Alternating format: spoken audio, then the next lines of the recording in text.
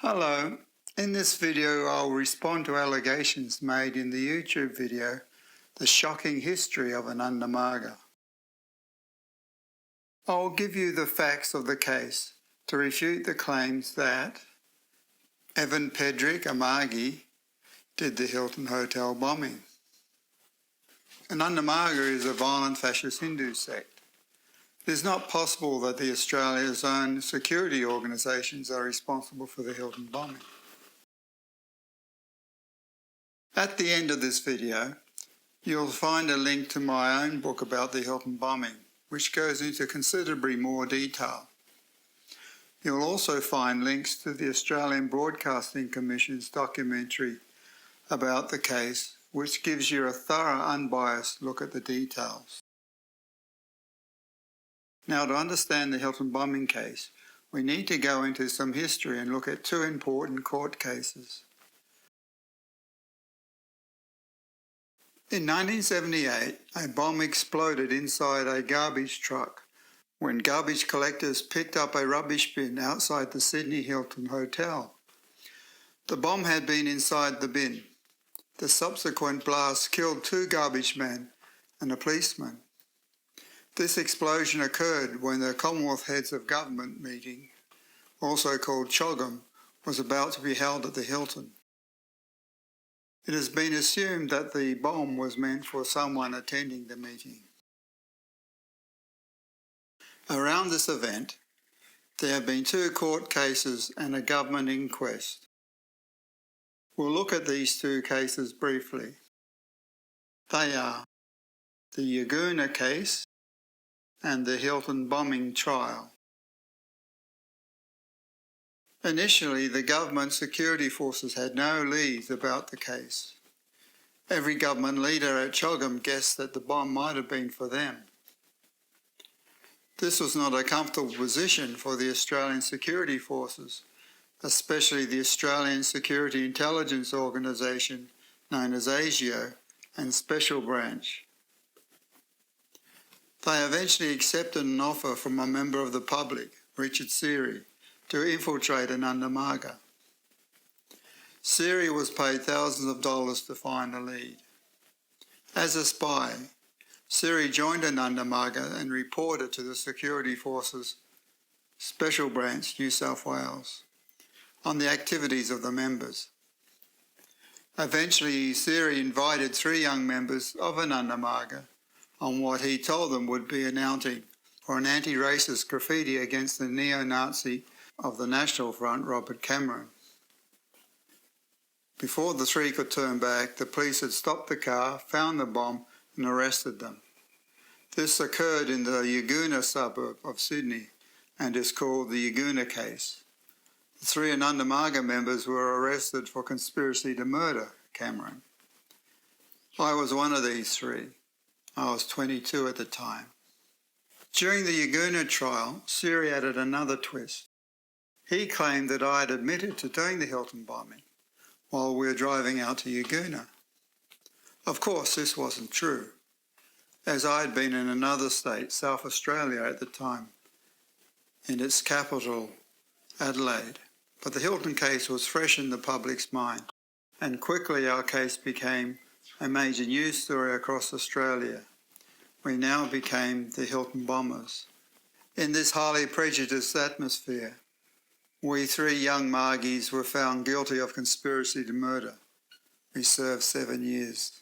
Protests against our wrongful conviction were held across Australia. The public outcry was supported by Amnesty International and the Australian Council of Civil Liberties.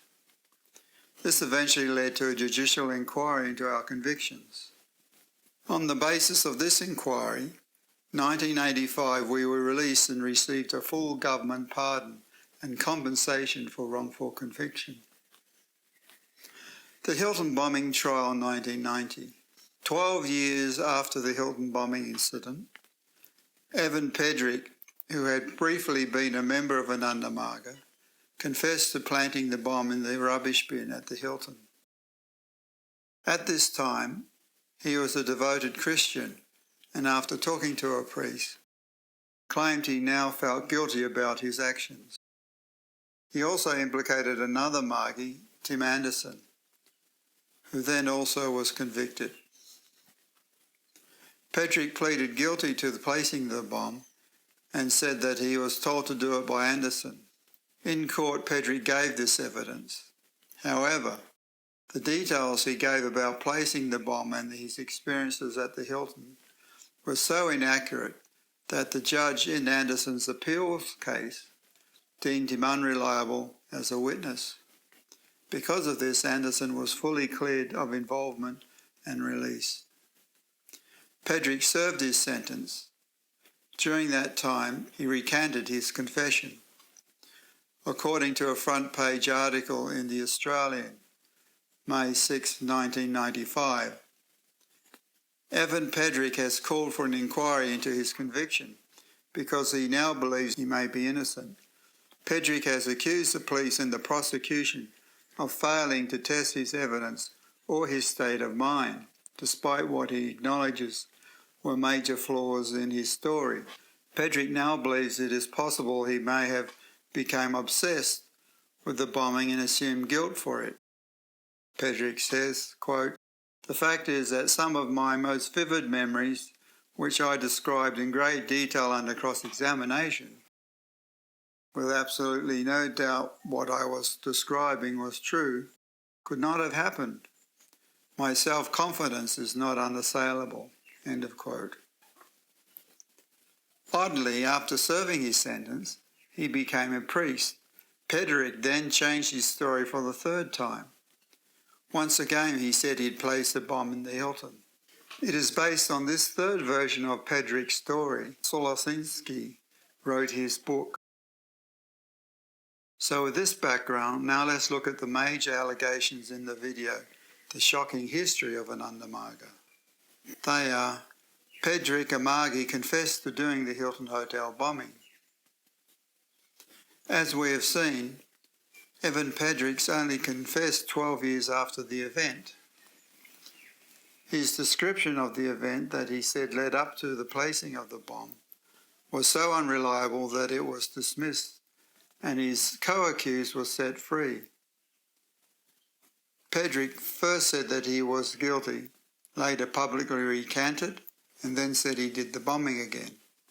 Researchers and journalists across Australia discounted Pedrick's evidence as it didn't stand up to scrutiny, and he himself appears to be emotionally unstable. His recounting of his confession seems to be the most plausible. Remember, he said, "What I was describing was true, could not have happened." And he also accused the police and prosecution of failing to test his evidence or his state of mind, despite what he acknowledges were major flaws in his story. The next point, Ananda Marga is a violent Hindu sect. Ananda Marga is a respected international meditation and social service organisation. Association with Ananda Marga is purely voluntary.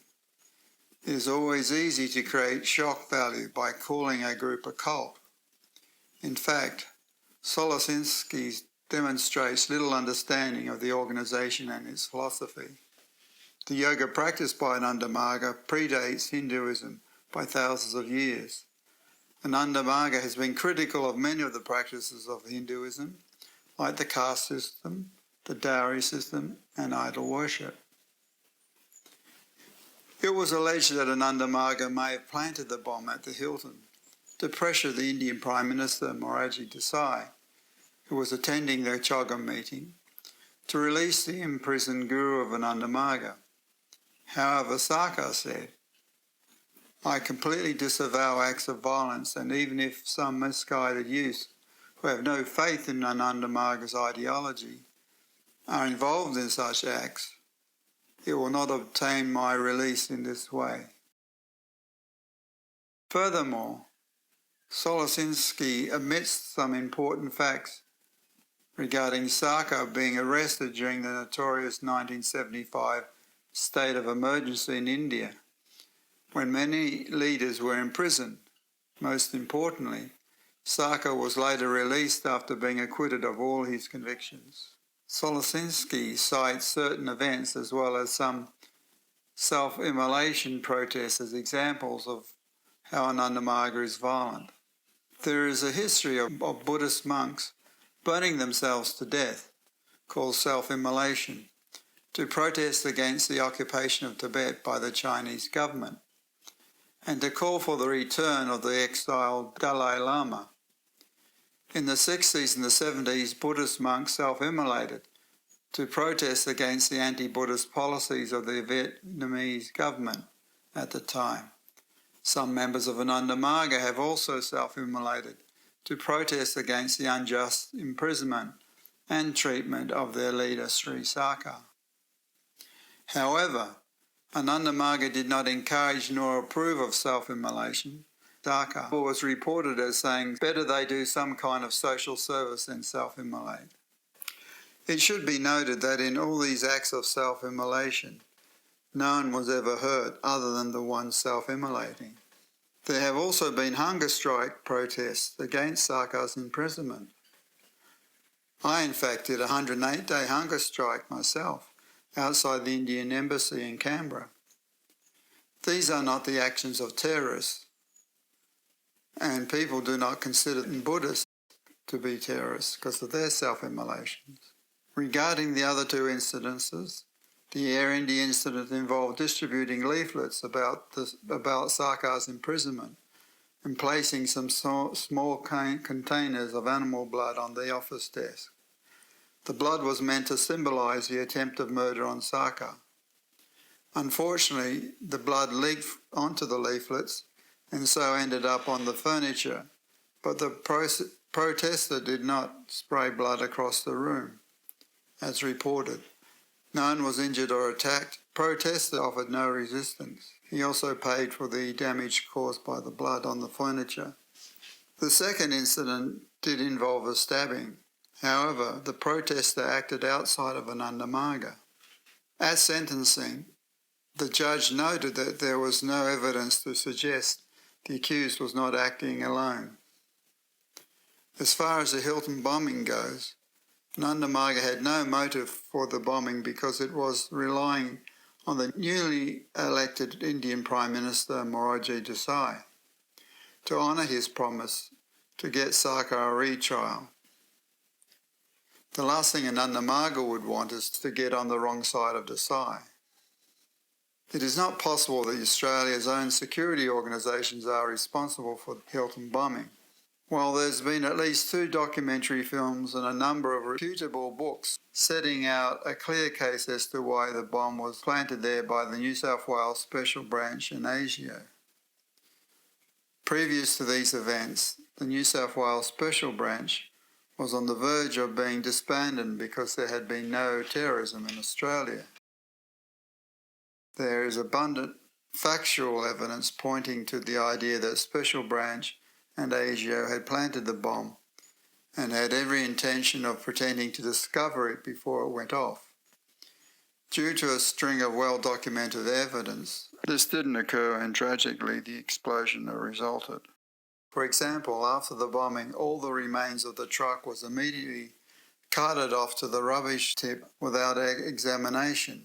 Evidence was promptly destroyed. For the security forces to admit that it was a publicity stunt gone terribly wrong was unthinkable. Individuals would have to face intense career and personal consequences. So it was easy to point the finger at a little-known yoga group from India, even if no evidence supported the idea. One of the policemen injured in the Hilton bombing, Terry Griffiths, claimed that he had evidence implicating ASIO and Special Branch. He says that for several days prior to the explosion, police were told not to let anyone empty the bin, but someone failed to tell the new police shift on that evening. This was the only bin in the whole of Sydney that was not allowed to be emptied. So why did the police tell the garbage collectors not to empty just that one bin, which happened to have the bomb?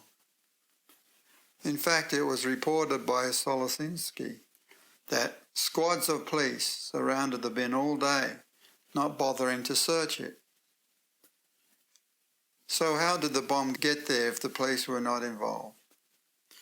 The 1980 New South Wales Attorney General, Frank Walker, claimed a disaffected worker from the Australian scientific organisation called CSIRO was asked by ASIO to make a bomb. Keith Burley was the army man in charge of the sniffer dogs during the Choggin meeting. He felt it most likely ASIO and Special Branch were behind the bombing. 2 weeks before the meeting, he was told to get the dogs ready. Then, just before it started, he received a phone call saying they would not be needed, which he thought was highly unusual. He was certain that if the dogs had been allowed to search the area around the Hilton, they would have detected the bomb from at least 100 yards away, he said. ASIO would have known this, and so it is believed that ASIO and Special Branch stopped him in order that they could find the bomb and get credit. He said he traced the call back to not bringing the dogs to the Prime Minister's security office, which is ASIO. Why, indeed? And why were there Special Branch detectives sitting in a car around the corner from the Hilton Hotel at 1:40 a.m. when the bomb went off? Peter Monaghan, the principal private secretary to a Democrat senator, claimed he was approached by people who claimed they worked for ASIO and were embarrassed to say ASIO were some way involved in the Hilton bombing. Terry Griffiths supplied his name to the Hilton inquest, but Monaghan was never called to give evidence. So in summary, Salusinszky admits that Pedrick is a personal friend, which makes him hardly a reliable and objective observer. Furthermore, that I note that The Shocking History of Ananda Marga is not the title of Salusinszky's talk, but the title of a video made of his talk by someone who runs a video channel expressly for the purpose of claiming to expose cults. This video channel relies on shocking claims to attract viewers. I suggest you look closely at the facts and decide for yourself. Evan Pedrick claimed he was ordered by Ananda Marga to plant a bomb at the Hilton Hotel. But the evidence he gave is so inaccurate it seems unlikely he was anywhere near the Hilton Hotel during the Choggin meeting. Plus his confession, then recanting it, and then confessing again. Salusinszky claims that Ananda Marga is a violent Hindu sect, but Sarkar himself denounced violence. Ananda Marga is known for its social service almost in every country of the world. Imre Salusinszky also refuses to look at any evidence or allegation which did not support the idea that Ananda Marga was responsible for the Hilton bombing, particularly if it might implicate the Australian security forces. This is not a balanced professional view and indicates a biased stance in my view. So thank you for watching. If you'd like more information about the so-called Hilton bombing, please refer to my book Bombs, Bliss and Bubba, or better still, to the YouTube video Conspiracy. The links are available below. Thank you.